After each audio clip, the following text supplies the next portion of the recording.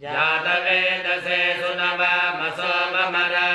यतो निदः दिवेदः स नः परिषदति दुर्गाणि विश्वानामेव सिन्धुन्दुरितात्यग्निः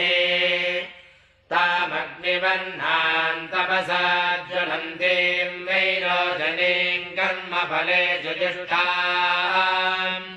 दुर्गां देवीं शरणमहं प्रपद्ये सुतरसि तरसे नमः अग्ने त्वं पारयानं यो अस्मान् स्वस्तिभिरति दुर्गाणि विश्वा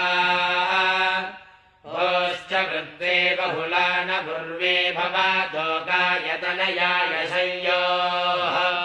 विश्वानि नो दुर्गः जातवेदस्मिन्धुन्ननावातुरितातिपर्षे अग्नेय त्रिवन्मनसा गृणानो